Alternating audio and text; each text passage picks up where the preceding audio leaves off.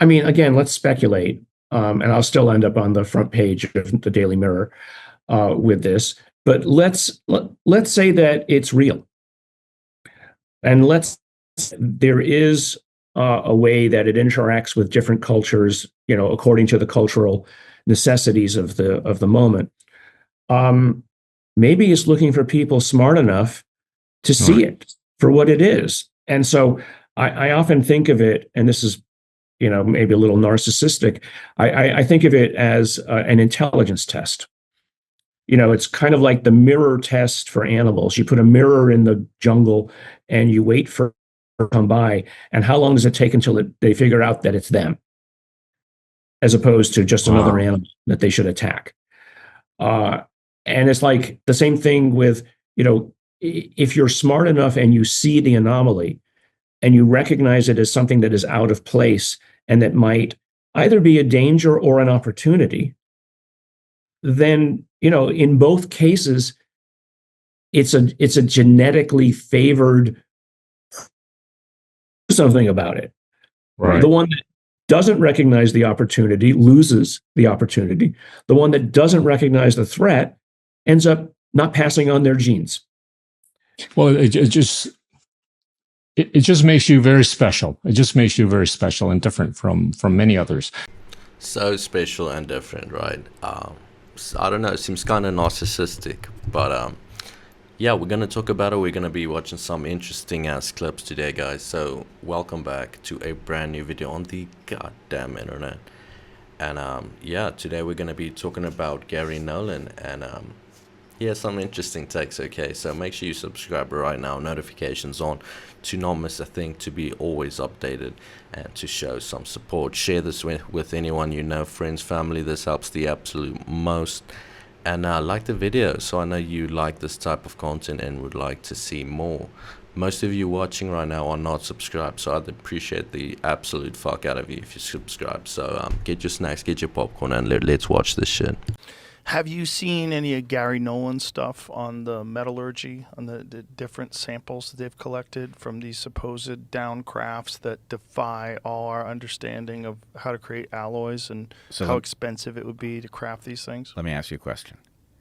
You've got alloys that are beyond known human technology, and you've got discussion of alloys that are beyond human technology.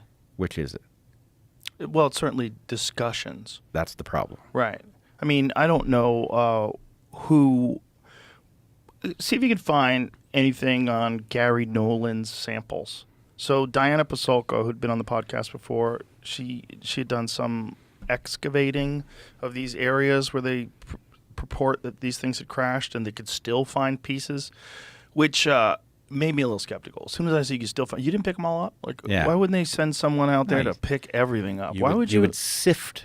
Yeah, you would take truckloads and you would 100%. Sift. You would get every single scrap of that stuff. Yep. But if I wanted someone to believe that a craft was there, I'd leave a bunch of bullshit out in the field. I'd blindfold them like they did. I'd take them out to this spot. This is the spot. Look around. Oh, look, you found a piece. Like, how do you not know where all the pieces are? If this thing crashed 30 years ago, why didn't you go over this place with a fine-tooth comb? People do that for arrowheads. Yeah.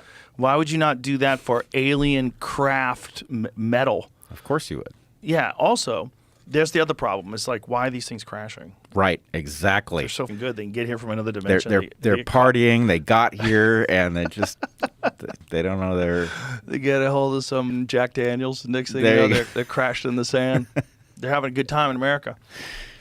It's also, that's a big problem too. A lot of these sightings are in America. They're like if you ever look at the chart, there's sightings overseas for sure. They happen all over the world, undoubtedly, but they happen a lot more here. We have an alien problem across many different dimensions.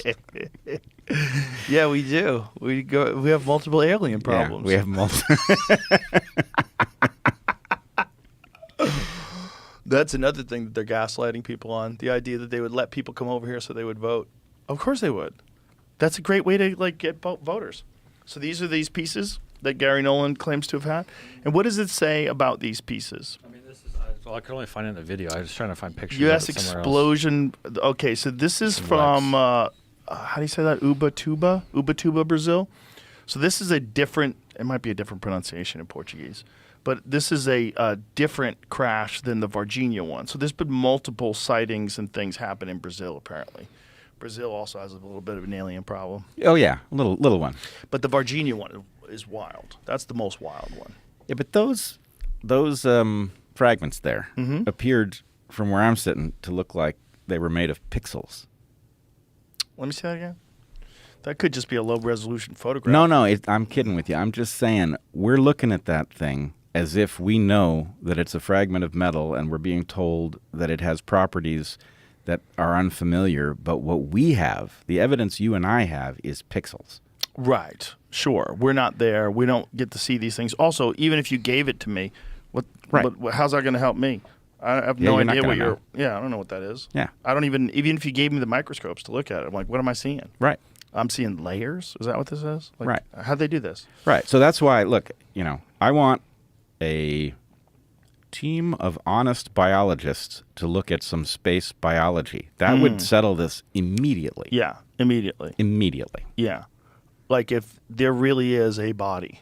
Just one. Well, everyone says there's frozen bodies somewhere. Just one. That's all it takes. We can settle this tomorrow. Let some people in. Okay, here it is. Alleged extraterrestrial metal from the bottom of a wedge-shaped craft in the late 1940s made of 26 alternating layers, 1 to 4 microns dark bismuth and 100 to 200 microns silver, magnesium, zinc alloy. Each of 6 pieces received from U.S. Army source were formed with a curvature that tapered. Wow. That is incredibly compelling metallurgical narrative. If it's true. Transmitted by pixels. Right. That's the problem. Yeah, that's the problem. It's also the late 1940s. How many of these things crashed? It's happening all the time. That's the weird thing, right? Like, think of how many Corvettes there are. Yeah. You don't find a whole lot of them like on the side of the road crashed. Yeah, it's not a common thing. Nobody's finding Corvettes in the desert. Look, we found a Corvette. There's so many Corvettes. There's millions of them. Right, and yet most of them make it from A to B. But these UFOs, oh man, they're so smart they can come here from other planets and they just boom. Well, maybe we're not on their map, and so they're like. Or maybe the only people that are the only intelligent life outside of this planet that's willing to do it. They're like Australian outback people. They're like those wild dudes who go overlanding. Australia has a big overlanding culture where they build up these vehicles and they take them off into the bush and they live off of them. My friend Adam Greentree does that. These people are wild. Australians are wild folk. So maybe they're like the Australians of space, and they just overlanding, and it doesn't always work out. Overlanding, they're these nuts that there's people that go out in the desert for 30 days, and they have enough food and water, and they have a solar thing on the top of their rig, and that charges their cell phone, and they have jerry cans of petrol so they can keep going. And well, I kind of dig this. Look, yeah, it's fun. If it were possible to traverse vast empty spaces and go to places that were known to have life, I'd be all about that. But it would only be the real hardcore adventurers that would take that chance. And maybe those people are nuts.